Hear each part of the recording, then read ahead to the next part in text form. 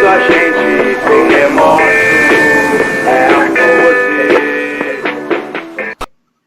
Gente, começando de novo, então, sou Márcia, sou da Liga Brasileira de Lésbicas e sou da Marcha da Maconha São Paulo, Marcha da Maconha Santos também.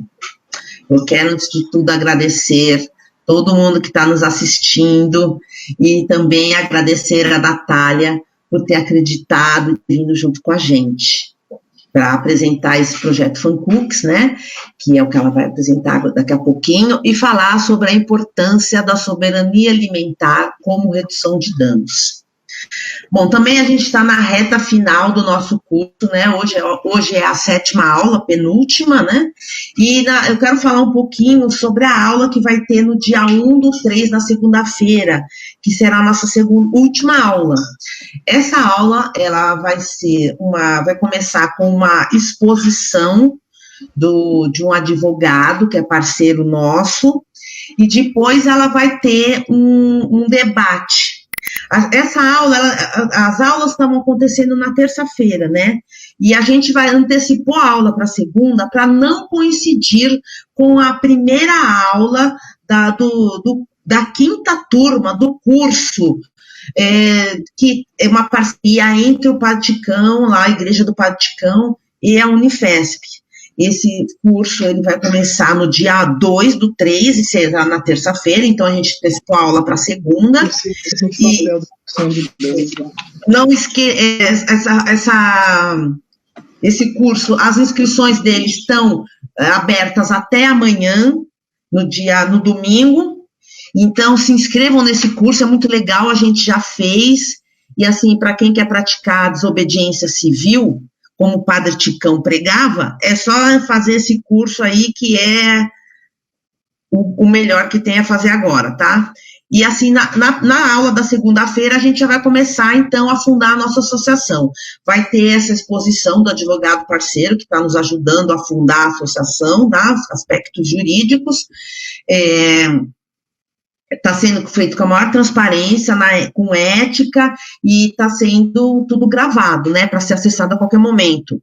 Então, depois dessa exposição, vai ter um debate, um fórum, com todas as pessoas que estão inscritas no curso, e quem estiver online no momento também, e vamos discutir qual vai ser o modelo da associação e tal, para quem quiser participar, obviamente, né.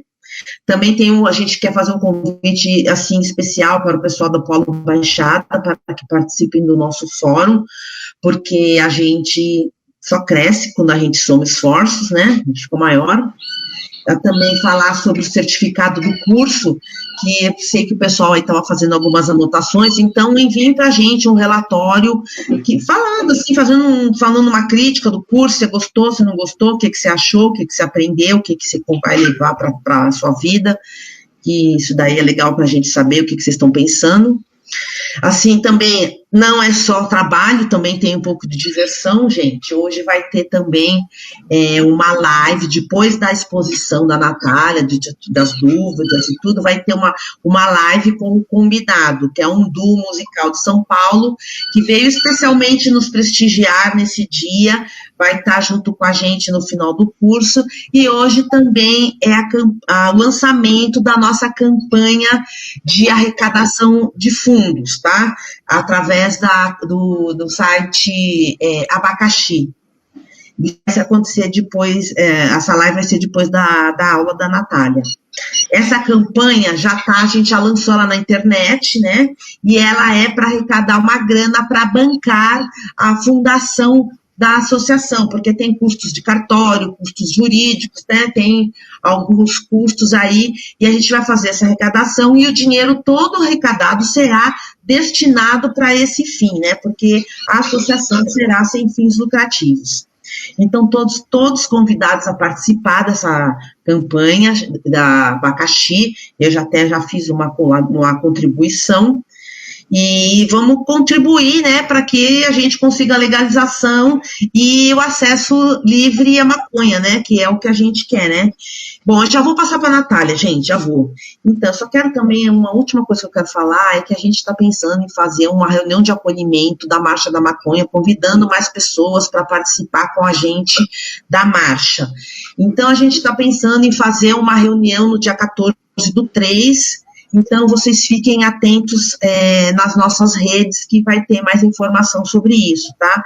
Curtam a aula da Natália, eu também vou ficar assistindo agora, e eu acredito que vai ser bem legal, gente. Boa aula para todo mundo. E aí, família? Esperar aqui que eu tô aprendendo aqui com essa tecnologia, né? Tecnologia. Eu também.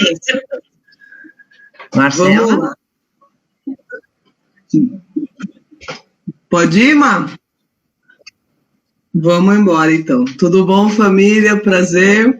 Meu nome é Natália, né? Mas a galera me chama de Nath. Eu sou do interior de São Paulo, de Taubaté. E vou me apresentar para vocês também conseguirem compreender qual que é o projeto, né? Porque senão a gente fica muito no abstrato.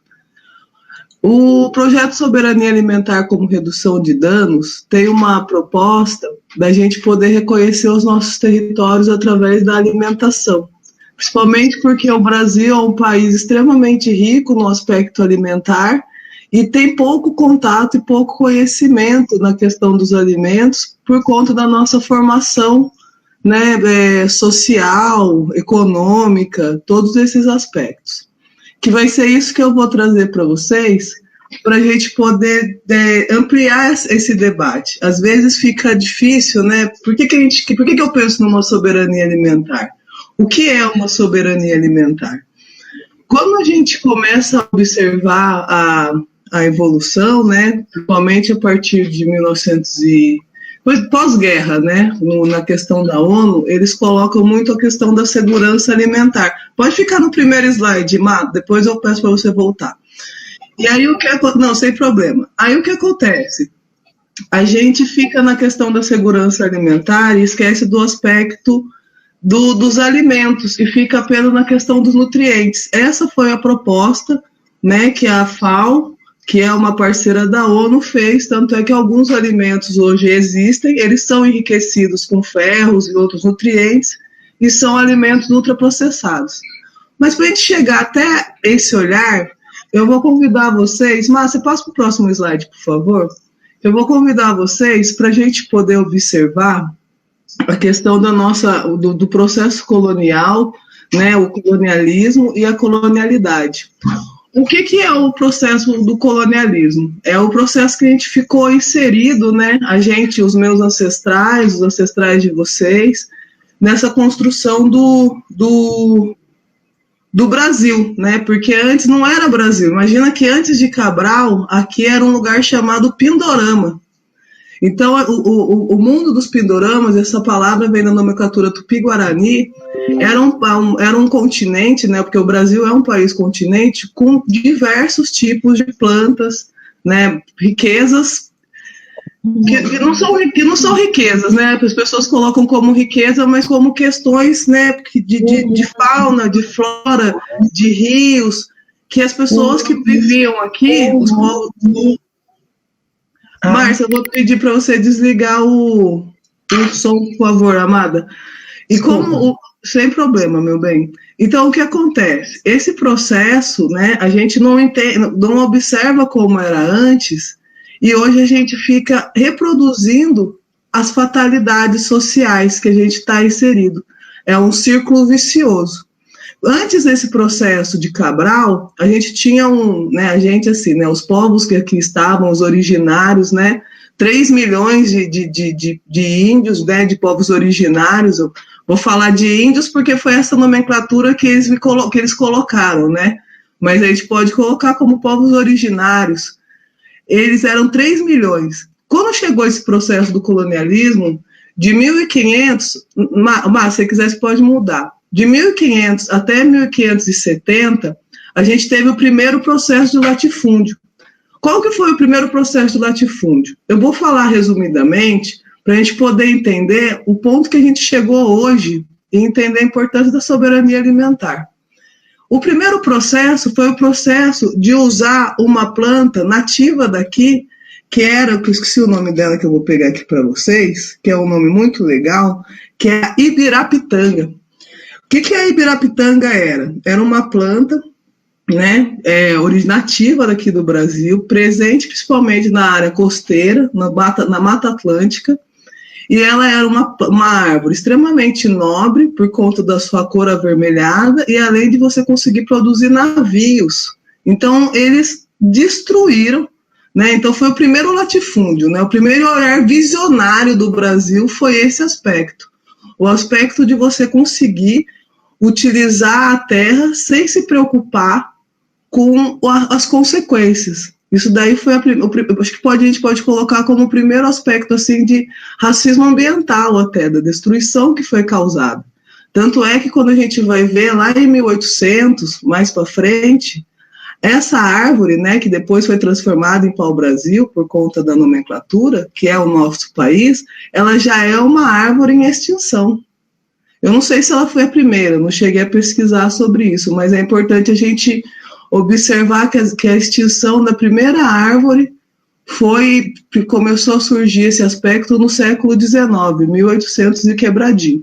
Nesse processo também, nos primeiros anos, né, desse latifúndio, antes de chegar à cana-de-açúcar, a gente tinha uma população de 3 milhões de povos originários que em 70 anos foram para 120 milhões de povos originários.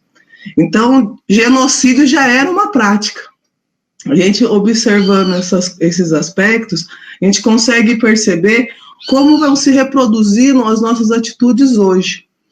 Além da questão do pau-brasil, né, que foi o primeiro marco, a gente também tem um outro aspecto, né, que daí eles introduziram produtos para serem exportados. Então, eles transformaram o Brasil nesse grande latifúndio, trazendo elementos que daí foi a cana-de-açúcar, deixa eu ver aqui certinho, para eu não me equivocar com vocês, cana-de-açúcar, tabaco, cacau, o gado e o café. Nos 3 primeiros séculos, o que prevaleceu foi a cana-de-açúcar. A cana-de-açúcar, ela é um elemento muito importante nesse processo, porque é onde começa a surgir, né, o alcoolismo. E a gente também tem que observar que nesse processo de colonialismo foram trazidos pelo menos 5 milhões de africanos, né, da população africana escravizada aqui para o Brasil. Desses 5 milhões, né, que chegaram até aqui, eles dizem, né, que foram mortos nesse trajeto 30%. Então, foram 5 milhões mais 30% de pessoas mortas nesse caminho. Então, a fome ela já era parte desse processo. Com essa construção que a gente teve, aonde não tinha uma preocupação com o outro, a não ser, né, na primeira fase do período jesuíta, a proposta da família, né, e depois quando se transformou esse aspecto mais em prol da igreja de Portugal, né, eles fizeram daí a proposta para o el-rei, e essa proposta para o el-rei, além da família, né, você é senhor das terras, das mulheres, dos escravos. Então, assim, a individualidade do ser chegou a um grau de violência, né, porque como ele ser uma pessoa absoluta, ele não estava preocupado com a construção do país, ele estava preocupado com as fortunas, né? E esse processo de enriquecimento que o Brasil teve, eu me perguntei assim, né? O país enriqueceu. Que país foi esse que enriqueceu nesse processo de colonialismo? Porque se ele tivesse enriquecido, né, a Princesa Isabel Benevolente teria pelo menos dado, sei lá, um burro e um pedaço de terra. A gente não sabe, né? E também, nesse processo, a gente também teve as doenças coloniais, que foram trazidas, pode mudar, por favor, Marcelo, que foram trazidas, né, que foi esse aspecto da relação do povo português com os povos originários e com os povos africanos. A questão das doenças coloniais, elas começam, né? Primeiro por conta da fome, então você tem a desnutrição, aí você tem a má moradia, né? Uma habitação não saudável, vamos pôr assim. Então, na habitação, por conta de você dormir em argila, no chão frio, você passa a ter constipação, prisão de ventre, furúnculos.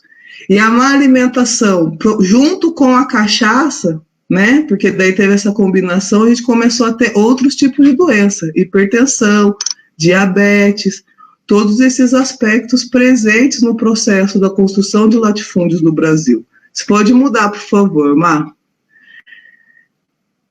Isso é um latifúndio, família. Para vocês terem ideia do que é, né? A gente pensar quantas pessoas acessam esse latifúndio. Daqui é um latifúndio moderno, né? Então, assim, como que a gente vai observar? Imagina como que não era naquela época, porque a gente, né, até no começo aí desse processo de reprodução, de destruição, a gente tinha um Ministério do Trabalho. Imagina naquele começo, no período colonial, que não existia o Ministério do Trabalho como hoje a gente não tem novamente. Mas você pode mudar, por favor. E nesse processo, né, eu já falei do pau-brasil, você pode mudar se quiser, amiga, por gentileza.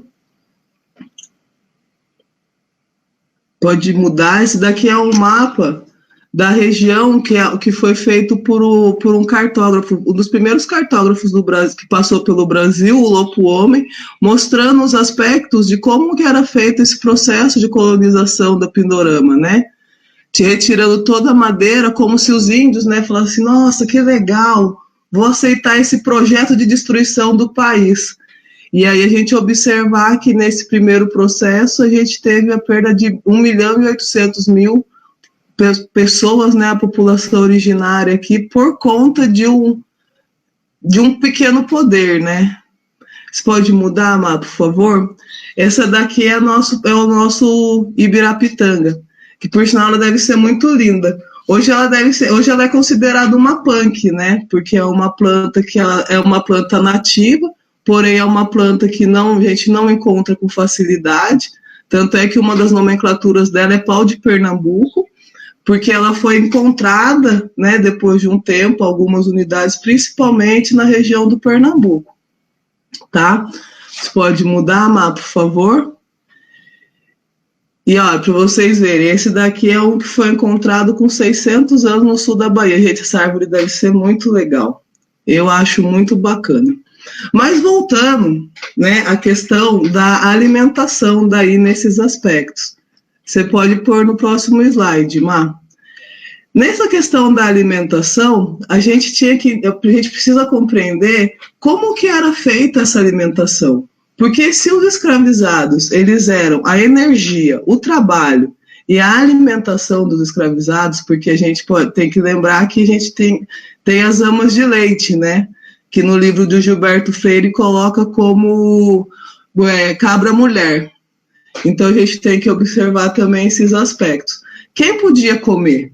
Como que chegava essa alimentação? Porque os portugueses, a base da alimentação deles era apenas a base de pão e carne. E aqui no Brasil eles tiveram um problema de adaptação com o trigo. Por isso que eles se apropriaram até da mandioca. E colocando até os povos originários como preguiçosos, por não quererem acompanhar, né, essa obrigatoriedade de plantação para os colonizadores, falando que a agricultura era irregular por conta dos indígenas. Imagina, justo eles que conheciam tudo daqui, conheciam essa sazonalidade, conheciam onde que estavam os elementos de uma boa alimentação, como que isso podia acontecer.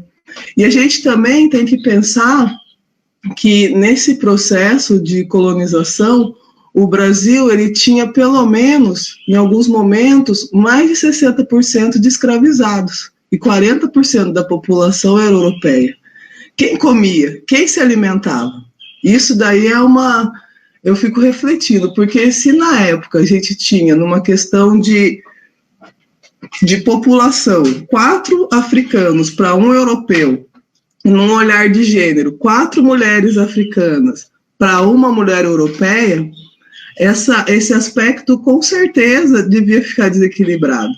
Porque é isso, né? As mulheres na cozinha, além de ter, né, essa questão de alimentar, tinha a questão da higiene, porque eles achavam, colocavam o preto como uma pessoa suja, então eles não valorizavam a comida. Ao mesmo tempo, a população escravizada trouxe alguns elementos vegetais, legumes e verduras que não eram utilizadas pelos colonizados, então eles conseguiram melhorar a sua alimentação. E também eles fizeram essa combinação com os povos originários. Então, o povo africano, eles trouxeram a vagem, o quiabo, o processo de fazer essa farinha, essa farofa rica, o vatapá. Ao mesmo tempo, os povos originários, além da mandioca, todos os alimentos que eles conheciam aqui, as frutas, eles também algumas foram inseridas. Tanto é que em algumas regiões dessa época tinha uma variação alimentar, porém essa variedade ela só variava pela região, porque os colonos eles já tinham essa alimentação combinada né, dos pães e da carne. Tanto é que em 1700 o nosso amigo Maurício de Nassau teve que instituir uma lei pela falta de farinha de mandioca na colônia de Pernambuco e, se eu não me engano, da Bahia também. Né? Essas duas partes que não estavam fornecendo alimento. Então, as pessoas passavam fome mesmo, porque os escravizados, né, por conta do seu estigma de serem pessoas fortes, eles viviam à base de farinha, feijão e toicinho. Pode mudar, Má, por favor.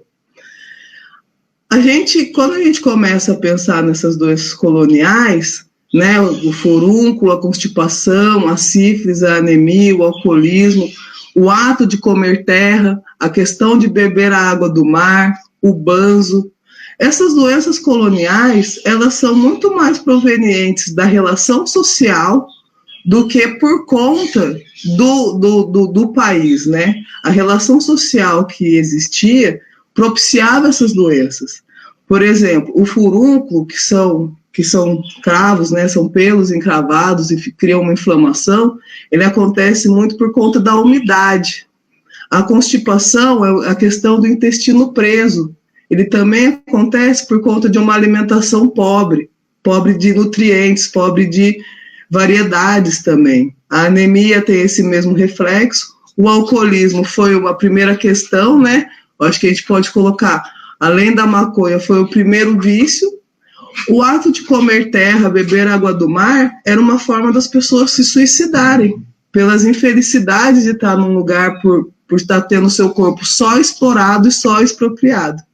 E o banzo, que era um aspecto de depressão, que são, eu acredito, tirando a sífilis, né, porque a sífilis ainda é uma doença que os senhores do engenho se gabavam de ter, porque era uma doença de branco. Só que a sífilis é o reflexo também da questão da higiene pessoal e da relação sexual que eles tinham com as mulheres indígenas e as mulheres escravizadas. Porque essa relação era uma relação baseada em estupro. Então, a sífilis, para ela ter, a gente precisa ter uma relação de sangue, né, na questão do abuso sexual. Então, a gente não tinha a sífilis que eles se vangloriavam, acho que eles se vangloriavam muito mais pelo prazer de ter feito alguém sofrer, sabe? Não sei o que passava na cabeça deles, né, por conta dessa questão do controle. Eu acho que a gente precisa analisar esses aspectos também para hoje a gente tentar também se rever nessa colonialidade que a gente está inserida e acabamos reproduzindo isso de forma constante, sabe? Nath, pode mudar, por favor. Aí a gente chega na questão do fumo de Angola, que era o pito do pango, que a gente hoje chama de maconha porque a gente fez um anagrama do cannabis sativa, entendeu? Que é o cânhamo. Então, quando a gente chega nesse aspecto, a gente é colocado como viciado, né? E esse vício, junto com o alcoolismo, faz com que crie outros estigmas, né, além das doenças coloniais, criam outros estigmas para que a gente consiga, para que eles conseguissem consolidar um aspecto de determinismo em algumas questões sociais da nossa construção brasileira, sabe? Então, e é interessante porque, como eu falo que quem trouxe a maconha foram os escravizados, nem sou eu que estou fazendo essa afirmativa. Quem constrói essa afirmativa é o Dr. Carlini, afirmando que, né, a relação do fumo, de fumar a maconha, quem teve esse hábito foram a população escravizada. Tanto é que ele fala que as sementes de maconha vieram, na época, nas bonecas de Abayomi. Pode mudar, Má, por favor. Nas bonecas de pano de Abayomi. Então, a gente vai vendo como essas relações, né, porque é isso, as bonecas de pano era uma forma também de você cuidar das crianças, né, nesse momento de tanto sofrimento, porque é isso. A gente tinha no começo do processo de escravização, demorava 60 dias para chegar no Brasil. E aí se perdia 30% dessa população que estava ali. Quando mais para frente, né, foi evoluindo a tecnologia, eles passaram a demorar 40 dias, sendo perdidas, né, desperdiçadas para eles, provavelmente, 5%. E aí eles fizeram esse processo de trazer a maconha como uma forma do uso terapêutico. Porque eu não consigo separar, né, quem fuma maconha para o uso terapêutico e quem fuma maconha para o uso recreativo ou para o uso adulto. Eu acho que fica no mesmo lugar. Porque é isso, quando a pessoa naquela época escravizada fumava maconha por conta do banzo, né, que é um aspecto que a gente pode dizer que é de depressão, que é um aspecto da tal da saudade, que é a única palavra da língua portuguesa que ninguém consegue colocar em outro idioma, né? Essa saudade, ele poderia, né, para quem é usuário, para quem faz uso medicinal, sabe que ele permite com que você amplie os seus horizontes, se conheça de uma forma, procurando o sentido dos sentires, que eu acredito que era o que a maconha fazia naquela época para as pessoas que tinham o banzo. Pode passar, Má, por favor. Esse é o nosso amigo Dr. Carlini, que fez a passagem, né, infelizmente no ano passado. Esse senhor, ele é conhecido como o pai da maconha medicinal aqui no Brasil, e aí eu trouxe para vocês verem a citação dele, para vocês depois procurarem lá, porque eu acho que é isso, né? Todas as informações aqui é parte de pesquisa e às vezes a gente tem que observar outros caminhos também. Má, pode passar para a próxima, por favor. E aí eu trouxe uma música do nosso amigo Chico Buarque, que eu acho que pode caracterizar bem esse período, né? Que é isso, né? Esta cova em que estás, com palmo medida, é a conta menor que tiraste em vida. É a conta menor que tiraste em vida. É de bom tamanho, nem largo nem fundo. É a parte que me cabe desse latifúndio. É a parte que me cabe desse latifúndio. Então, olha, essa música do Chico Buarque, ela é muito interessante porque ele pode até ter colocado, né? Ele pode ter ressignificado a palavra latifúndio para dizer do Brasil de uma forma muito direta, né? A gente não sabe porque era época, né? Uma época meio tensa, uma época de ditadura, deles tentarem também refazer esse processo, né? De repatriar, de você poder continuar nesses aspectos separatistas que foi construído no processo de colonização. Má, passa para o próximo, por favor. E aí a gente chega na colonialidade, que é de 1890 até agora.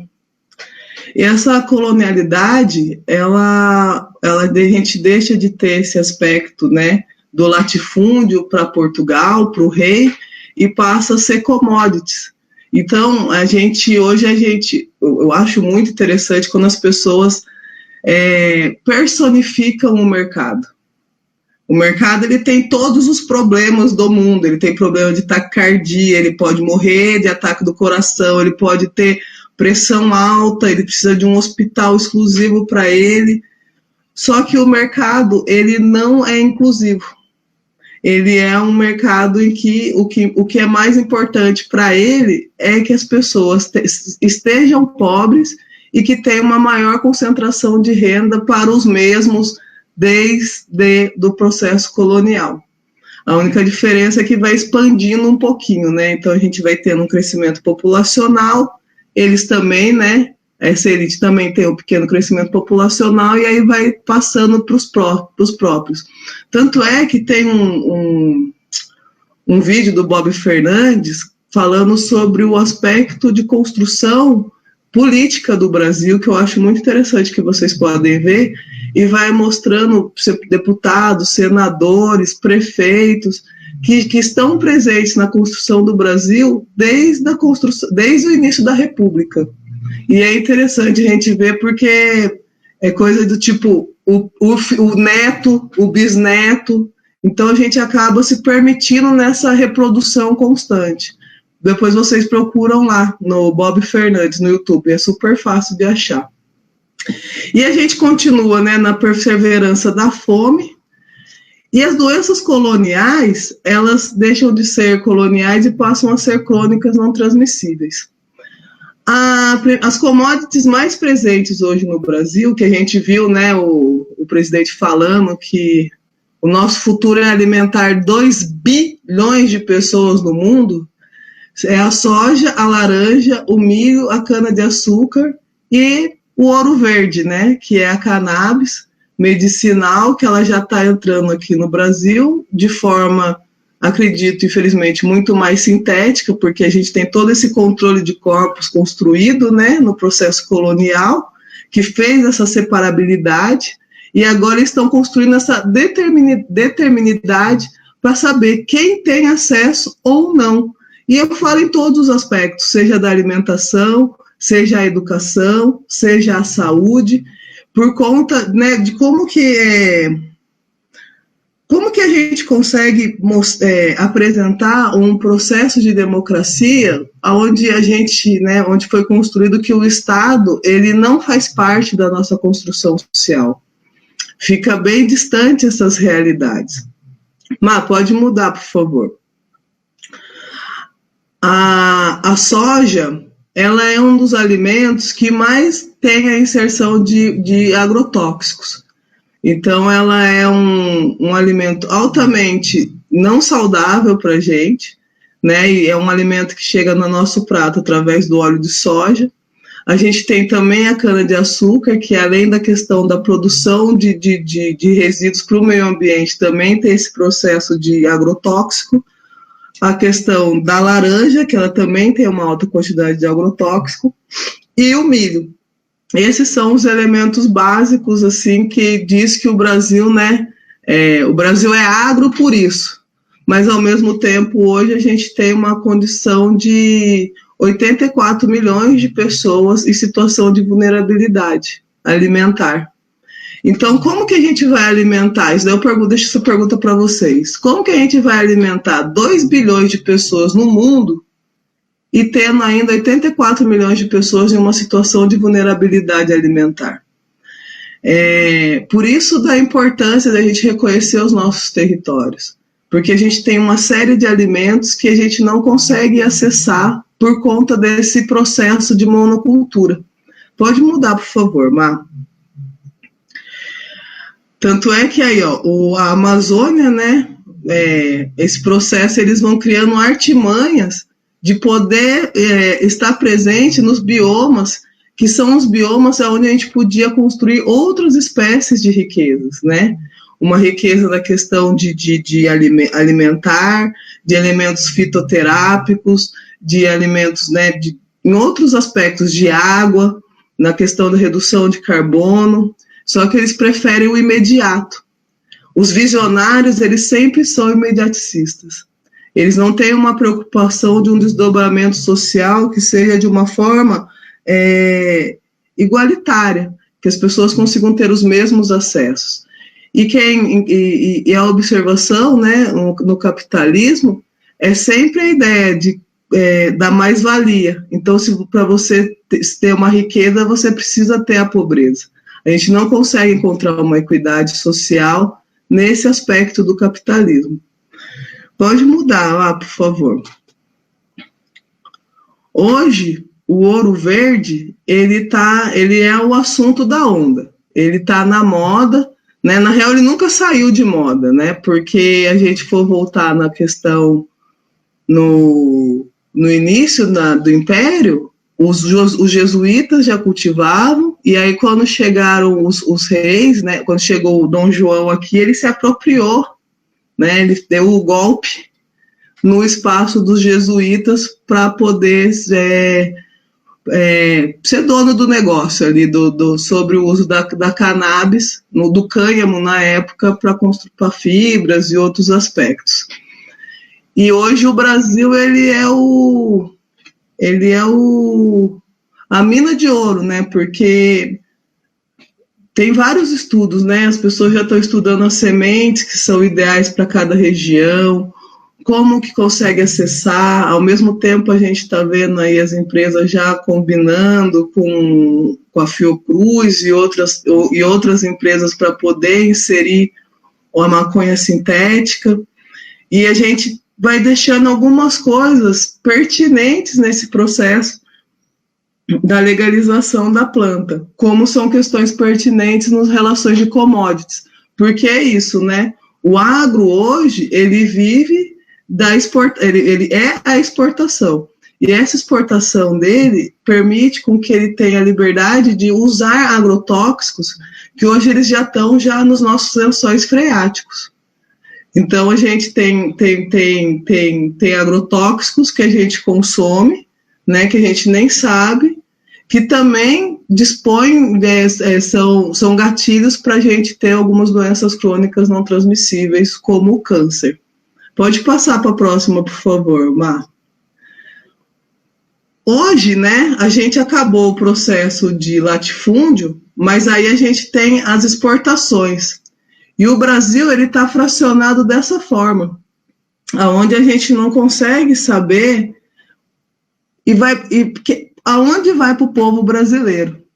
Porque é isso, né? A Argentina está com a Amazônia, Venezuela está ali em cima, Hong Kong, China, Canadá, e todo esse dinheiro dos destinos das principais exportações para o Brasil, ele não chega para a população pobre, né? E aí eu volto lá naquela pergunta novamente. O país enriquece para quem, né? E a gente teve até essa questão da Petrobras essa semana que passou, que também a gente pode refletir como que funcionou esses aspectos, como agora também está funcionando o sucateamento da educação, e aí tá tendo o Lehman lá, que já está comprando as escolas, o sucateamento do SUS. Então, assim, essa transformação de Estado mínimo, com certeza vai ser apenas para o mercado. Não importa, né, o nome, porque vai ser o mercado do plano de saúde, o mercado da educação, mas é o mercado. E o mercado ele não contempla algumas questões que a soberania de um país contempla. E quando eu falo da soberania nesse aspecto, por isso que eu falo da soberania alimentar, porque a soberania alimentar ela permite com que nós, indivíduos, a partir do momento que a gente conhece a nossa alimentação, a gente consegue ver outros mundos. Porque é isso, quem come bem vai entender a importância do saneamento básico, vai entender a importância de uma saúde preventiva, vai entender a importância da educação. Ele é uma parte integrante do desenvolvimento do indivíduo. Pode mudar, Má, por favor. E aí eu venho com essa pergunta, né? O que é soberania alimentar? Eu até anotei aqui para ficar bem legalzinho, para a gente poder, né, pensar. A soberania alimentar é uma questão meio que fundamental, porque se a gente consegue resolver a questão da alimentação para essa população que a gente já sabe que de cada 10, 4 estão em situação de vulnerabilidade alimentar e 1 com fome mesmo. Aquela pessoa que não consegue nem dormir, porque ela não sabe nem o que ela vai comer. Então tá sem saúde mental já, sabe? E aí a gente poder entender, né? Ela é fundamental para a vida, tanto para a nossa vida, quanto para a vida do meio onde a gente está inserido. Porque quem passa a compreender, né, passa a praticar os aspectos da soberania alimentar, começa também a entender a importância de algumas pequenas atitudes, como o aspecto do uso da água, como o aspecto da reciclagem, como o aspecto de uma coleta da composteira, como o aspecto de você, ao invés de ir ao supermercado, preferir ir à feira, conhecer os alimentos que tem lá na feira, dialogar com aquele senhorzinho ou com aquela senhorinha que fornece alimentos que não são tão convencionais no nosso prato e são muito ricos ao mesmo tempo. Má, pode mudar, por favor. Além de tudo, a questão da soberania alimentar, ela é uma questão dos direitos humanos, né? Tanto é que teve o Fórum Mundial sobre Soberania Alimentar em Havana, em 2001, e aí eles colocaram essa construção que também é bem boa. O direito dos povos definirem suas próprias políticas e estratégias sustentáveis de produção, distribuição e consumo de alimentos que garantam o direito à alimentação para toda a população, com base na pequena e média produção, respeitando suas próprias culturas e diversidade, dos modos camponeses, pesqueiros e indígenas de produção agropecuária, de comercialização e gestão dos espaços rurais, nos quais a mulher desempenha um papel fundamental. A soberania alimentar é a via para erradicar a fome e a desnutrição e garantir a segurança alimentar duradoura e sustentável para todos. É um sonho, gente. Isso daqui é um sonho. Como não querer viver isso, sabe? A gente pode... Pô, e é isso, né? Eu trabalho muito com as PANCs, que são as plantas alimentícias não convencionais. As PANCs são plantas que elas são plantas nativas e muitas exóticas. A gente aqui no Brasil deve ter pelo menos, a gente poderia comer um tipo de alimento diferente por dia, de 365 dias do ano. Olha essa oportunidade, isso é uma oportunidade de uma mudança alimentar partindo de você conhecer o território que você tem. Se você sai na porta da sua casa e você vê aquelas ervas daninhas, né, aqueles matos, e você for procurar, provavelmente ela deve ter alguma relação boa, assim, sabe? Como quebra-pedra, que ele é bom para um chá, que ajuda também no estômago, né? Como o picão, que também é um mato aleatório, que fica ótimo refogado, né? Como as pessoas, né? O peixinho da horta é um alimento, é uma planta ornamental nos outros países, e aqui no Brasil ele foi descoberto com essa qualidade, repleto de nutrientes. Eu sou fã do peixinho da horta. Muito bom, recomendo. Vamos para o próximo, Má. Por favor. E aí, na agricultura familiar, a gente consegue ampliar esse diálogo da questão da alimentação, porque a gente vai primeiro, né, cortar esse processo de o alimento vai para a indústria, não sei o que lá, plástico, embalagem, vai para o supermercado. Então, a gente consegue, né, cortar esse processo, a gente consegue ter uma maior diversificação de alimentos, a gente consegue trabalhar a nossa saúde preventiva e, inclusive, auxiliar a gente a prevenir as doenças crônicas não transmissíveis que mata quase 80% da população, sabe? Então, da população do Brasil, né? Então, será que realmente a questão da fome foi resolvida? A questão da vulnerabilidade, né, da insegurança alimentar foi resolvida? Se as doenças crônicas não transmissíveis são provenientes desse aspecto alimentar e ela gera 80% das mortes, como que a gente pode avaliar isso, observar isso, né? E as doenças crônicas não transmissíveis, se a gente for pegar nesse aspecto histórico, ele parte das doenças coloniais, porque as doenças crônicas não transmissíveis, eu vou até ler aqui um textinho que eu escrevi para vocês, né, conhecerem. As doenças crônicas não transmissíveis está intimamente relacionado ao modo de vida da população, sendo altamente influenciada por processos sociodemográficos, grandes mudanças no estilo de vida decorrentes pelos processos de industrialização, urbanização, desenvolvimento econômico, crescimento globalizado do mercado de alimentos e ainda as alterações demográficas, como consequentemente o envelhecimento populacional. Uma das questões, por exemplo, que a gente pode observar, que foi o trajeto da população do Nordeste para o Norte na época da borracha, é que a maioria da população que fez essa migração, eles não chegaram, eles morreram no caminho. Então, quando coloca, né, era o sonho, na real não era um sonho, era uma forma de suprir as necessidades básicas que eles precisavam. Então, eles foram caminhar para um outro lugar, sabe? Continuando, a doença crônica não transmissível está presente principalmente na população negra que está inserida na inexistência do ser. São doenças cardiovasculares, câncer, diabetes, e que causaram no ano de 2003 80% das mortes, e para o ano de 2020, se a gente não tivesse a Covid, seriam 80% das mortes. Isso daí seria uma previsão. Além das doenças cardiovasculares e câncer, a gente também tem as infecções intestinais, que a gente pode dizer que era a constipação, a hipertensão, que é o reflexo também de uma alimentação não saudável ou sem uma alimentação, né, a osteoporose, que é o reflexo, né, da falta de alimento, falta de cálcio no corpo, dentre outras. O interessante, quando a gente faz, né, pega esse caminho e observa o uso da maconha medicinal, ela sempre foi usada. Só que aí foi feito o aspecto de quem pode usar e quem não pode usar.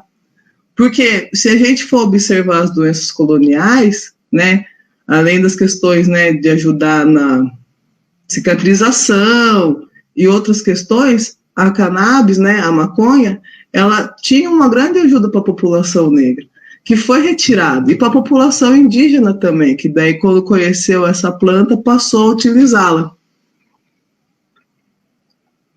Então, assim, quando a gente pensa em soberania alimentar, né, eu pelo menos procuro sempre pensar assim, se a gente pode trabalhar com uma prevenção à saúde, ter conhecimento a uma planta que pode nos ajudar a não utilizar muitos medicamentos, é uma ótima redução de danos, né, família? E aí a gente vai tendo esses aspectos. Hoje em dia, peraí, me perdi aqui, desculpa. Só para concluir aqui. E aí a gente tem os alimentos funcionais, né? Que são alimentos naturais que podem ajudar a gente a prevenir essas doenças crônicas não transmissíveis, que são as doenças que a maioria da população vive aí diariamente. E a gente, né, se tivesse o acesso terapêutico da maconha, provavelmente a gente poderia criar uma outra perspectiva. Pode mudar, Má, por favor. Aí a gente também tem isso daí é um apagamento, né? Porque quem sabe que 70% dos alimentos que a gente consome vem da agricultura familiar? A gente fica nessa ilusão achando que o agro é pop. Não é pop, família. Eles não ajudam a gente, não ajudam a população. Só ajuda o crescimento do país, que a gente não sabe que país é esse, né? Então, a gente poder compreender isso e a gente assumir a nossa responsabilidade perante os alimentos que a gente está consumindo. Eu sei que, né, mas eu moro em São Paulo, é um caos para ir. Se você conseguir, né, reserve um momento para você conhecer um espaço que você saiba de onde vem o alimento, que você conheça o agricultor. Aqui na onde eu moro é super legal porque é isso, eu vou na feira, converso com as pessoas e descubro uma série de alimentos. Essa semana eu peguei o ubiú, que é uma planta nativa também, que é uma punk porque a gente não a conhece. E as plantas alimentícias não convencionais, ela pode ajudar muito a gente na prevenção à saúde, sabe? É muito importante a gente focar nesse aspecto. E aí, pode mudar, por favor, Má? Eu não sei se eu não consegui fazer todos os slides, E aí eu posso, se quiser, você pode voltar, Mar, colocar lá no primeiro, soberania alimentar como redução de danos. Porque eu falei tudo isso para a gente poder refletir também, além de todas essas questões da falta de alimentação, a gente poder pensar o que é uma redução de danos, né? Porque a redução de danos, ela é uma estratégia de formas da gente conseguir, né, quebrar esses aspectos estruturados ou entrar nas fissuras que a gente consegue, né, a partir da redução de danos. Então, é para romper, né, a ideia da soberania alimentar e redução de danos, para a gente poder romper os padrões coloniais da alimentação, promovendo as tecnologias ancestrais e as tecnologias sociais que a gente tem hoje, porque é isso. Quando a gente teve o processo de erradicação da fome, no Fome Zero, foi um processo assim, incrível, e que levou a tecnologias sociais para outros países também que passam em situação de fome. Então, a gente pode prover tecnologias a partir de uma alimentação saudável, porque é isso, a gente passa a ter um outro cuidado com o nosso meio. Isso também faz parte de uma redução de danos, porque quando a gente pensa na política de redução de danos, né, ele tem um objetivo de reduzir os riscos e os danos sociais à saúde associado ao uso de álcool e outras drogas.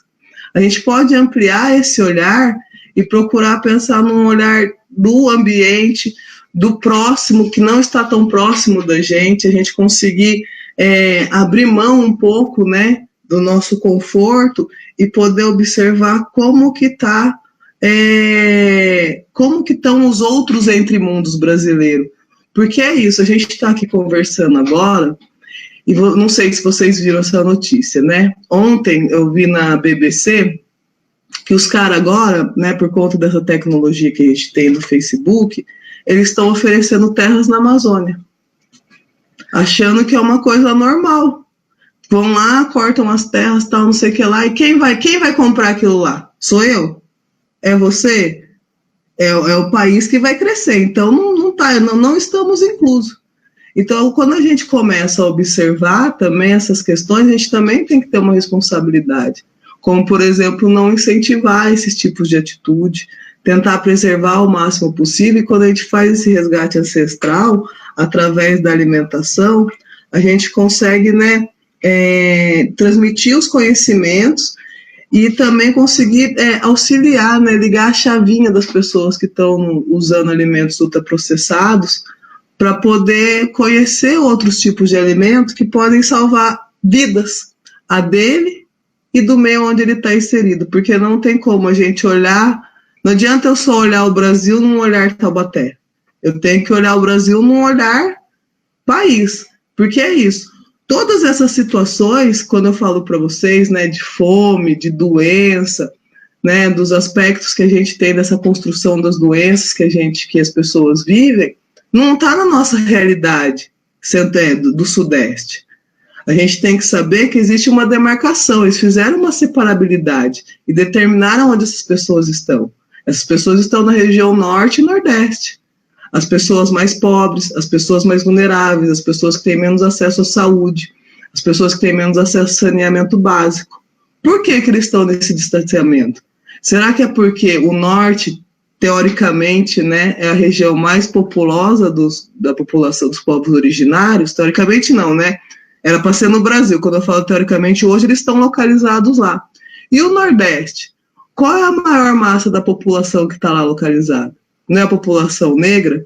Então, por que nesses lugares as pessoas estão vivendo esses aspectos de distanciamento da realidade, né, que todo mundo tem? Porque é isso, a gente aqui, todo mundo tem água encanada. Gente, todo mundo assim, né, na minha realidade. Mas no Nordeste não existe, no Norte, menos de 50% existe saneamento básico. Então, a gente tem que ter essas preocupações. E quando a gente passa a se preocupar na alimentação, a gente também passa a ter esses tipos de autonomia e de ações, certo? Então, quando a gente pensa no aspecto de política de redução de danos, a gente, né, eu peguei o livro base, até recomendo vocês, que é do pessoal lá do Edilei. Não dá para ver. É que eu tô. Não dá para ver sim. Que é do pessoal lá do Edilei, que eu fiz um curso lá, que é um pessoal super legal, que é um centro de convivência que a gente tem aí em São Paulo, que eles praticam a redução de danos otimamente bem. Eu sou fã de carteirinha. E aí, segundo esse livro do Edilei, eles não consideram, eles não julgam a pessoa que faz uso da droga, né? Eles observam a pessoa como um cidadão de direito, que eu acho que é isso. A alimentação também é um direito. Quem sou eu que posso falar para uma pessoa que está numa situação de rua o que ela pode comer ou não? Não sou eu que determino. Não posso oferecer uma ração, como Dória já fez, ou qualquer outro tipo de alimento que a gente obrigue a pessoa. É muito melhor a gente conseguir, né? Eu acredito nisso, né? A gente conseguir criar outros meios, fazendo o processo de acolhimento, e assim conseguir proporcionar o que eu chamo de autonomia, através da alimentação, porque você consegue, né, gerar uma série de prevenções, além de você conseguir, né, pensar em outras coisas e ampliar o seu autocuidado e o cuidado com o próximo. Só ver aqui que eu fiquei super preocupado com essa aula, porque são muitas informações e às vezes a gente quer transmitir tudo e a gente nem consegue. A redução de danos, né, é uma alternativa prática aos modos morais. Quando a gente fala do moralismo, eu acho legal a gente observar, né, qual a moralidade que é inserida, né? Quem pode falar assim, aquele lá é um drogado? Qual aspecto moral a pessoa tem, né? Se a gente for observar na nossa história, algumas construções da moralidade são aspectos de estigmas que são construídos no processo de colonização, que hoje a gente só fez um novo nome, porque é isso, né? O processo de exploração e expropriação de corpos, ele não muda, ele só vai tendo um remake. Então eu crio um novo marco, mantenho as marcas e não gero um debate para a gente poder criar marcos que sejam inclusivos. Como, né, o melhor exemplo que eu acho é o marco temporal. O cara vai lá e vai criar um marco temporal. Então, a partir de hoje, está valendo, né, quem é o dono de terra. Aí tem um fazendeiro que está lá na terra dos povos originários e ele ainda tem a cara de pau de falar que chegou antes. Eu queria entender como que ele conseguiu chegar antes de Cabral, na terra. E eu acho que e vão criando outros marcos nesses aspectos, né? Então, assim, a redução de danos é uma alternativa prática aos modelos morais que eu chamo de racismo ou de doenças associadas ao consumo de substâncias psicoativas, focando no ser humano, no indivíduo que faz uso de substâncias e as consequências desse consumo que pode gerar, né? E se tornando problemático. O objetivo da redução de danos é oferecer uma ampla gama de políticas e de procedimentos que visam a autonomia e a diminuição das consequências prejudiciais do comportamento de uso de substâncias. Eu não quero que ninguém amanhã fale assim, não vou mais comer leite condensado. Não seja por isso, que seja por outros motivos, por favor. Mas que a gente saiba que a gente vai comer um leitinho condensado, mas os outros dias da semana a gente valorize as frutas, os legumes, as punks principalmente, as nossas plantas nativas, que, é muito legal você todo dia estimular o seu paladar. É como se você... É uma nova vida, né? Porque é isso, o nosso paladar monótono que a gente tem de Big Mac, dos alimentos ultraprocessados, a gente até perde a nossa sensibilidade palatar. E estimular nossa alimentação, falo para vocês novamente, é dar estímulos e dar sentidos aos sentidos, tá, família? E promover estratégias para diminuir os riscos, até mesmo a diminuição do consumo para um nível mais temperado, caso a pessoa queira. Fundamental garantir um cuidado continuado e integral, baseado no bem-estar do indivíduo. Mais combinado com soberania alimentar não tem, família. Por isso que eu amo muito essa proposta que sai dessa minha cabeça aqui, muito interessante.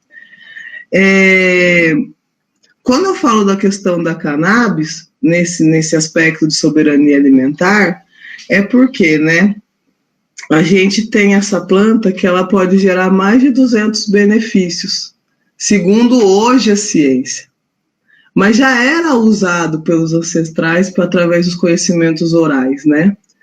E a gente, quando passa a parte do princípio da política de redução de danos, a gente pode partir do princípio de reduzir também, né, alguns sofrimentos em aspecto de encarceramento, em aspecto de saúde mental, em aspecto da gente, porque é isso, né? Eu não sei vocês, mas quando eu saio de casa, eu preciso tomar uma série de cuidados, né? Então, assim, a gente pode legalizar uma planta e, ao mesmo tempo, a gente ter uma redução de danos individual, porque as pessoas não vão ter mais alguns estigmas ali construídos, sabe? Então, a gente consegue gerar uma mudança coletiva nesses aspectos, porque é isso, né? A gente tem uma comunidade de 56% da população negra e essa 56% da população tem alguma associação, alguma questão associada à maconha.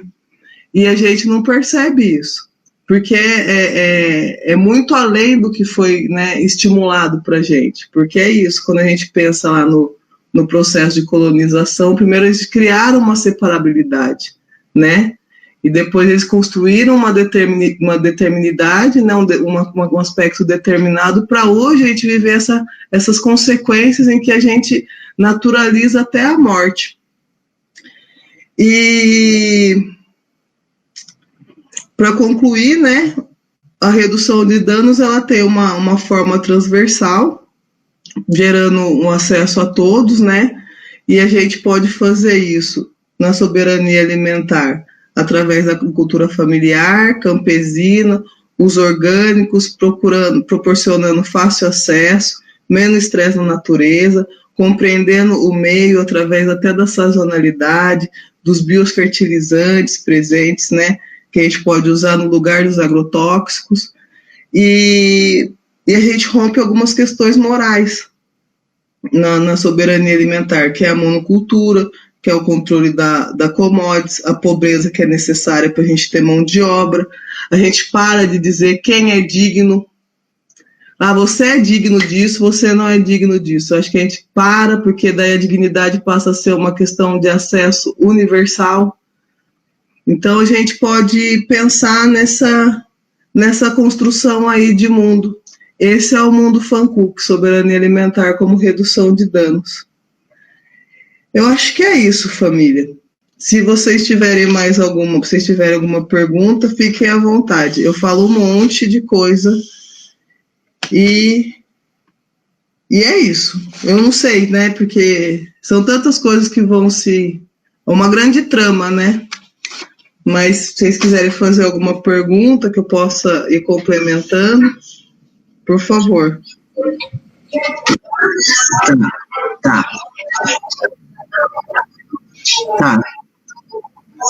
Tá bom, eu vou perguntar então. Mas não vi pergunta. Já tá? Oi, gente.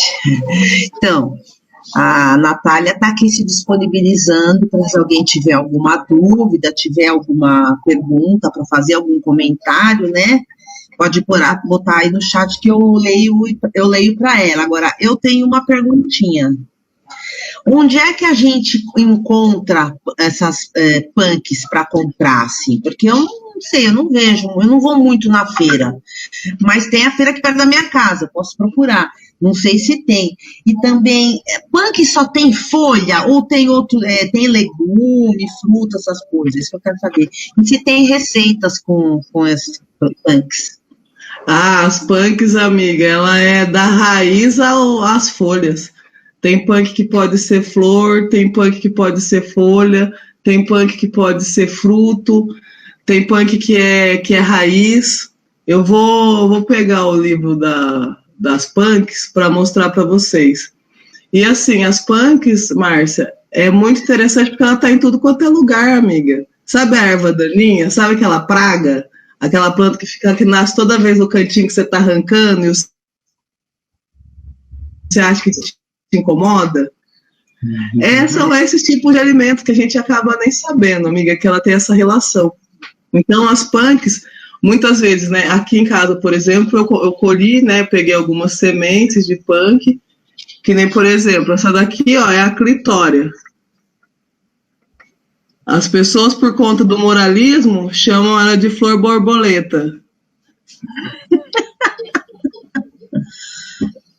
A clitória, por exemplo, ela é ótima, porque ela, além de fazer uma tintura natural em azul, gente, ela é muito legal. Eu tô apaixonada, eu plantei ela aqui em casa.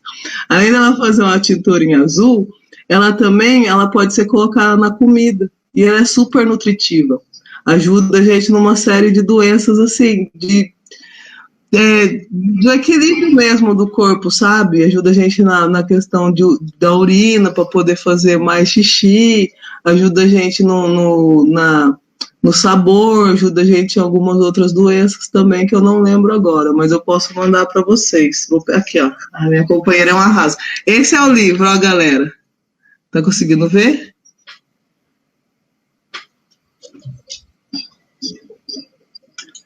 E esse livro aqui, ele é a Bíblia das Punks. São as plantas alimentícias não convencionais. Esse é um guia de identificação, aspectos nutricionais e receitas. E aí, quando você vai ver, você perguntou para mim, né, se pode ser... Ó, quer ver? Sabe uma florzinha que está sempre por aí, nos alambrados, que é uma florzinha amarela, e quando você passa tem tipo uns melãozinhos pendurados? Ali na rua mesmo.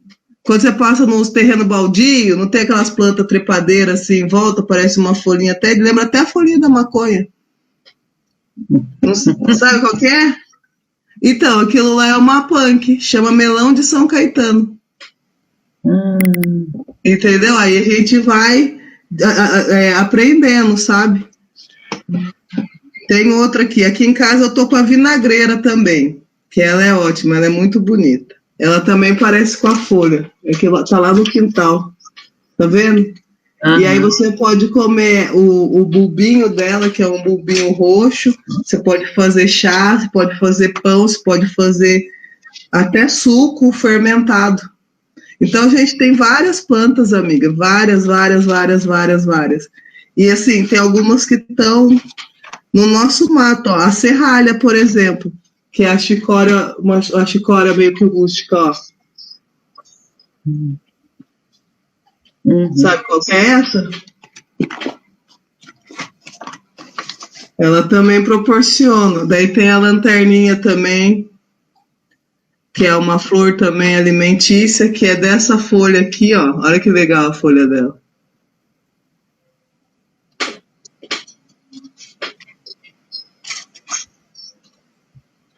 Daí a gente tem aqui também a vinagreira.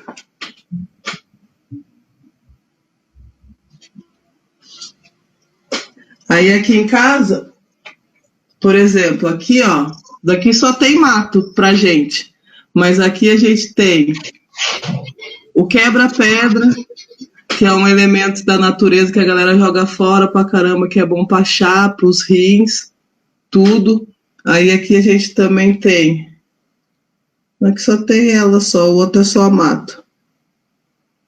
Mas tem diversas, é que tá tudo lá no meu quintalzinho. Agora eu tô apaixonada pela Frisalis, que é uma coisa mais linda do mundo.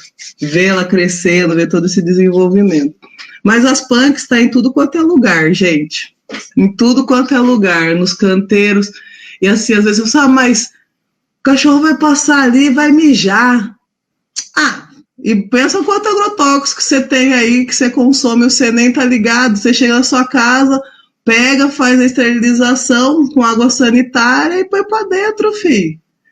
É vida, entendeu? É que aí a gente fica preso nessa monocultura, porque o processo higienista, entendeu? A gente reproduz isso várias vezes, é muito, muito interessante. Quando você passa ali por baixo no Minhocão, em São Paulo, você vai vendo, ela é cercada de ora pronobis do começo até lá em cima lá. E a ora pronobis, ela é tipo o bife do vegetariano. A riqueza de proteínas que ela tem, e as pessoas, no mesmo lugar onde tem uma ora pronobis, tem 3, 4 pessoas passando fome, porque não tem uma coisa chamada acesso ao conhecimento. Então, assim, esse país que cresce, ele cresce para quem? E essa fome ela é determinada para quem, sabe? A gente, às vezes, acha que o problema é individual, mas a gente esquece que o nosso problema é muito mais coletivo, sabe? Qual que foi a outra pergunta, amiga?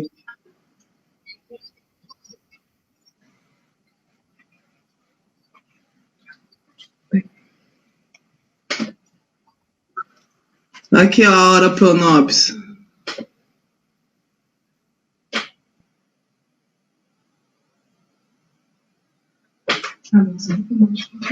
É.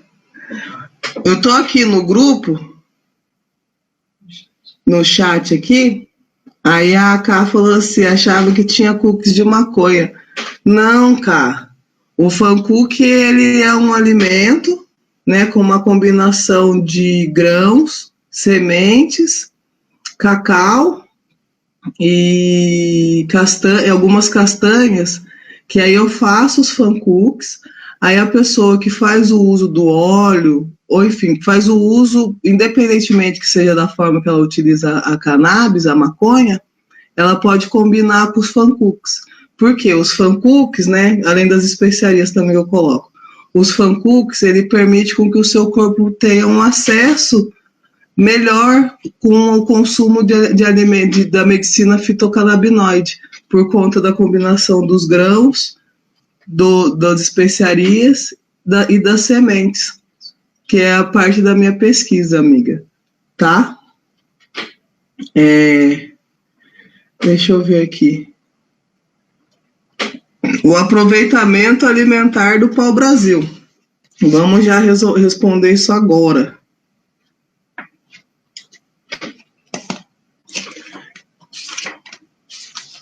Que eu não sei tudo de cor, que isso é ótimo.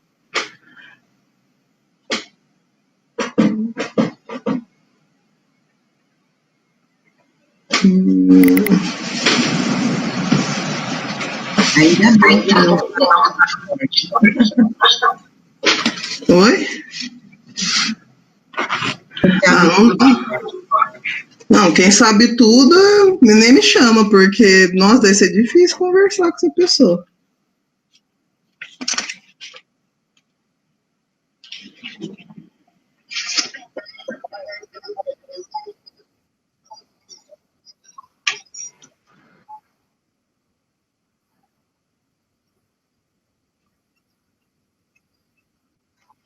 Ah,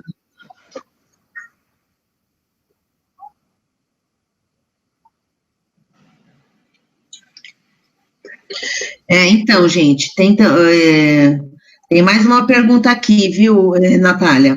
Que é como, do Denis, é uma pergunta do Denis. Como usar a maconha como alimento, tá? E também tem uma.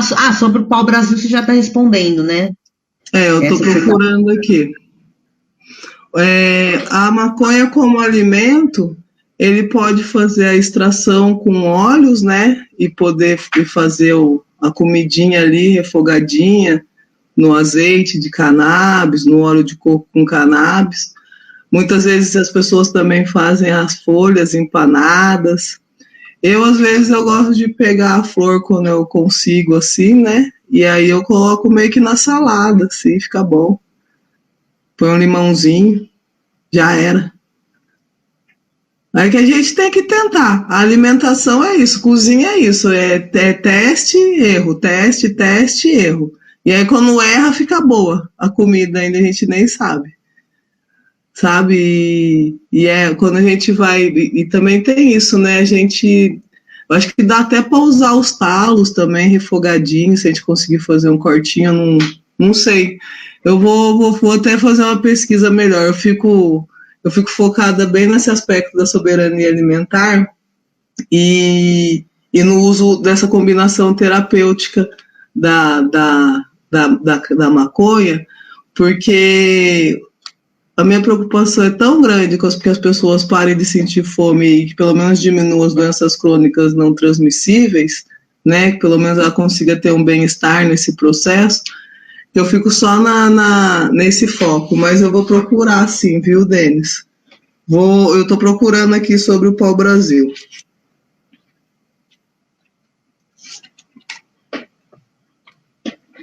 Eu li hoje. Se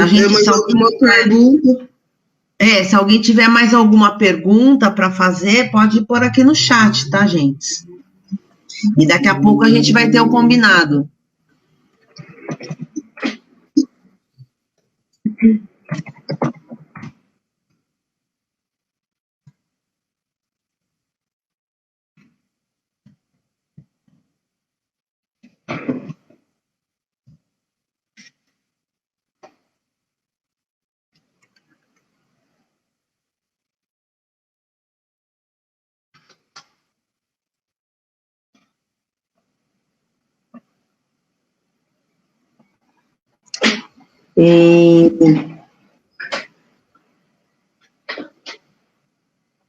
O pau-brasil, ele tem uma...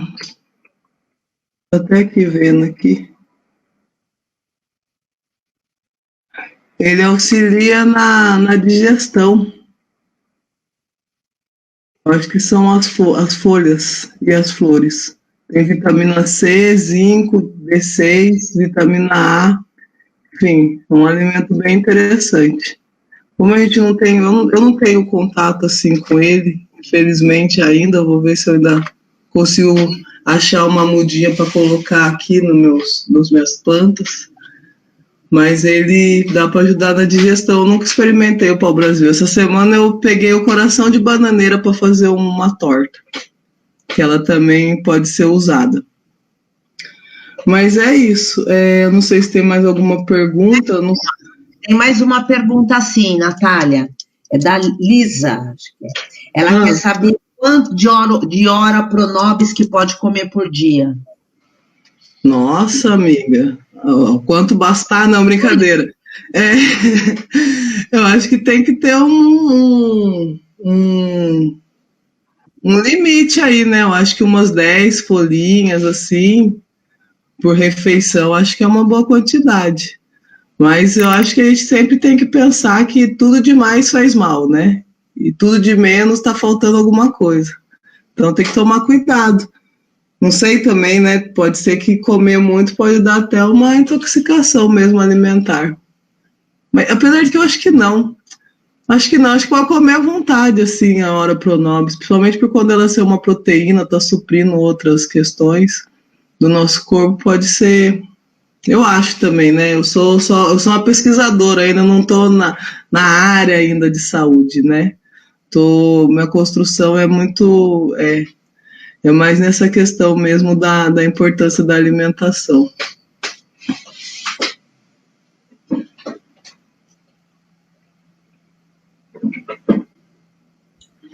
A hora pronobis ela já está com mais de 4 metros também aqui em casa, viu? Precisa tomar cuidado e fazer uma poda constante, porque senão ela deslancha. É legal também as flores, também dá para você comer. É legal, vocês podem entrar, esse livro aqui, ó, vocês conseguem comprar ele na internet. Plantas alimentícias não convencionais do Brasil, ó. O nome do amigo é Valdeli Knupp. É um livro de valor acessível, ele acho que tá R$80. Eu tive a oportunidade de ver uma fala dele, é um cara muito interessante mesmo.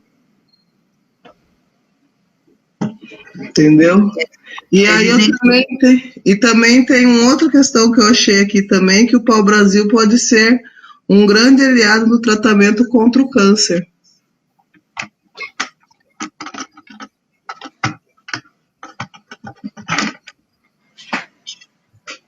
E o ora pro nobis, ou você poda, ou então tem que comer tudo, né?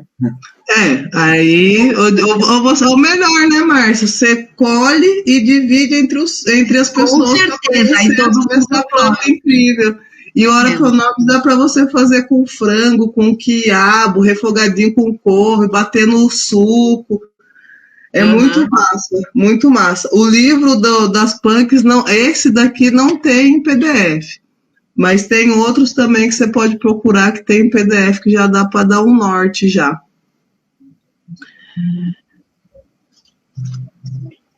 Legal. Mais alguém quer saber alguma pergunta, gente? Tem uma pergunta aqui. Teve outra? Peraí. Eu vi uma aqui do Denis.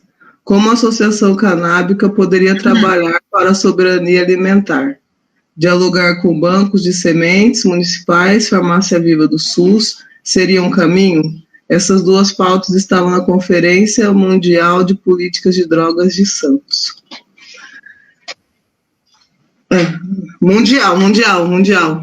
Municipal de Santos, desculpa. Eu acho que a Associação Canábica, ela ter esse diálogo com a questão da soberania alimentar, ela consegue reduzir uma série de fatores que pode gerar algumas questões que são reflexos da doença, sabe?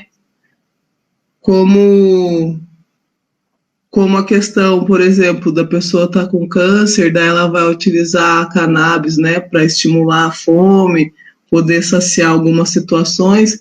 Na hora que ela for comer, ela poder escolher um alimento com uma qualidade melhor, ela já procurar ter uma relação mais próxima com as pessoas que cultivam, né, gerar uma transformação alimentar mesmo, né, ou melhor, um resgate alimentar, né, foi reconhecer a alimentação dos povos originários, reconhecer a alimentação vinda dos povos escravizados e entender essa importância, assim. A alimentação, ela é uma forma de prevenção à saúde, né? Então, ela tem super tudo a ver, porque se ela já está usando a cannabis medicinal, a maconha de forma terapêutica, e ela passa a ter uma alimentação saudável, a qualidade de vida e de bem-estar dela, a tendência é só subir, né? Gerando uma série de benefícios. Agora, sobre a questão do banco de sementes e a farmácia viva, eu acho que é um outro lugar, né? O banco de sementes eu acho que pode ser bacana, né? Porque daí você vai colher as sementes da sua região, vai recolher as sementes que você cultiva, né? E pode realizar essas trocas. Agora, a questão da farmácia viva, como ela trabalha diretamente apenas com elementos fitoterápicos, eu não sei se ela iria ampliar esse olhar para as punks, por exemplo, porque se as punks estivessem numa farmácia viva, ia ser muito interessante distribuir esses tipos de alimento para as pessoas também terem esse acesso ao conhecimento. No curso que vai começar terça-feira, né, da cannabis medicinal, quando ele era presencial lá na Unifesp, o padre doava, né, mudas de ora pro nobis, sementes de moringa, incentivava muito a gente a ver outros elementos da alimentação que a gente acaba deixando por conta, né? Não é nem a gente que deixa, a gente nem sabe que existe muitas vezes, né? Então, eu acho que a grande relação, assim, da soberania alimentar com a maconha é como elas são parceiras, porque elas ajudam a gente a prevenir uma série, né, e se cuidar de uma série de doenças, e que essa relação é necessária, porque é isso, se a gente conseguir, sei lá, né, resolver o problema da fome, da vulnerabilidade alimentar, a redução das doenças com certeza vai ser menor, e provavelmente vão ser menos pessoas que vão precisar usar a maconha no aspecto medicinal, sabe? Então a gente gera um um círculo virtuoso ao invés de ficar nessa reprodução eterna de um círculo vicioso, né, Márcia?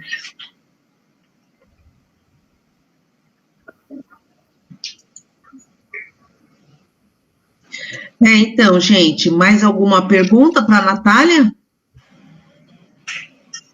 Natália, olha, sua aula foi maravilhosa, muita informação, viu? Aula de história, com receita, com alimentação saudável, foi ótimo. Não, amiga, mas nem foi aula, foi só uma troca só. Eu acho que a aula, ela... coisa que a gente não sabe, né? Então é aula. Não, é troca, estamos aqui para fazer troca, para a gente poder gerar esses questionamentos. E eu quero deixar uma pergunta para a galera aí, para poder refletir, né? Qual é o seu privilégio na alimentação? Né? Outra pergunta que eu gostaria de fazer: será que você abriria a mão do seu conveniente e assumisse a sua responsabilidade na preocupação de você saber que hoje, de 10 pessoas que comem, 4 estão em segurança alimentar e uma está em fome extrema, está em total, agora eles colocam na insegurança grave, porque falar que a fome é tabu. Então, a insegurança grave. Então, assim, como que a gente, né? E aí eu pergunto principalmente para as pessoas que daqui do curso, né? Porque são elas que estão me vendo agora, mas eu pergunto para as pessoas que fazem o uso da maconha de forma medicinal ou do uso adulto, se ela já parou para pensar que as mesmas pessoas que morrem por não ter acesso à planta são as mesmas pessoas que morrem por conta da proibição da planta são as mesmas pessoas que passam fome e são as mesmas pessoas que, consequentemente, não têm acesso à questão terapêutica dessa planta. Essa é uma pergunta que eu deixo aí para a galera. Pedir também para a galera fazer a gentileza de seguir a gente lá no Mundo Fancooks. Qualquer dúvida que eu puder, né, a gente gerar uma discussão, um debate, uma troca, que seja propositiva, tamo junto. Não aula, Márcia, troca.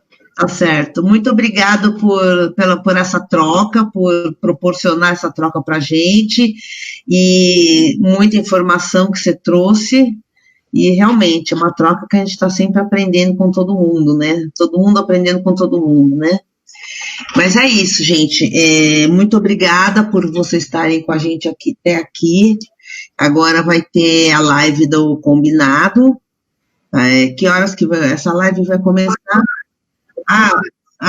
8 horas. A live do combinado vai começar às 8 horas aqui nesse mesmo canal, tá? Vocês podem acessar vai ser pelo Facebook? Sim. Então, essa live vai ser pelo Facebook. E não percam que nós vamos lançar a nossa campanha do abacaxi, né? Conforme eu já falei para vocês. E vai ter um QR Code lá no show, não é isso? Sim. Vai ter um QR Code.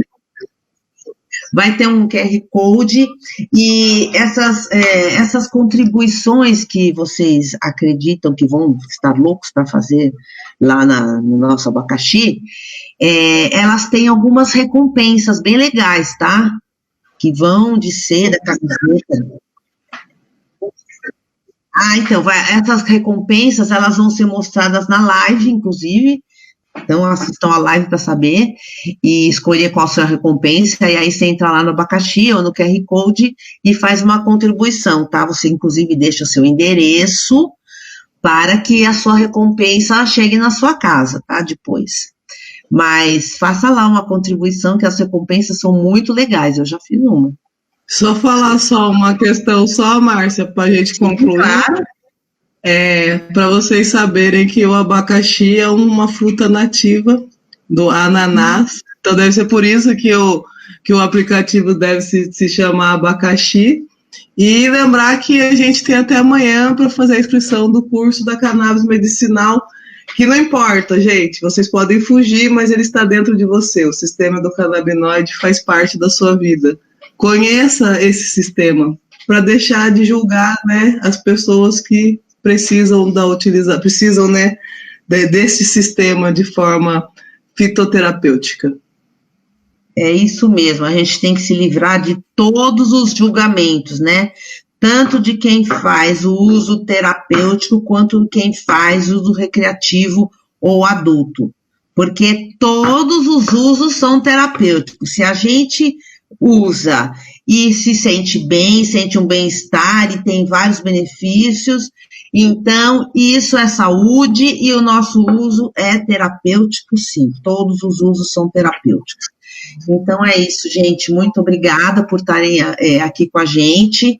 E façam a inscrição para o curso do Padre Ticão. Olha lá as florzinhas que ela está mostrando. Ai, que são tão lindas essas flores, né? Pra comer. Amiga, é tudo de comer, amiga. São lindas essas flores. Aquela azul era muito linda, né? Essa azul aqui, ela é ótima, amiga. É linda. Fazer uma salada com essas folhas, a flor azul. Amiga, eu vou fazer o arroz, porque precisa de umas 10 florzinhas dessa. Eu vou fazer o arroz e eu vou mandar para você a foto, para você ver que da hora que fica. Deve ficar lindo e gostoso, hein?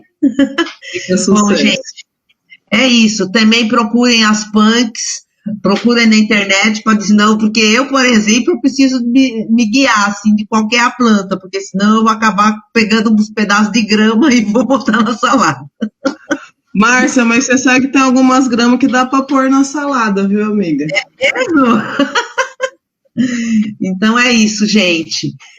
Muito obrigada por estarem aqui com a gente. Então, se inscrevam para o curso do Padre Ticão. Não esqueçam de acessar a aula presencial na segunda-feira, às 19 horas, que vai ser o debate com o fórum. E vamos discutir qual vai ser a associação canábica que a gente quer. Obrigada. Uhul! Valeu, família. Até já.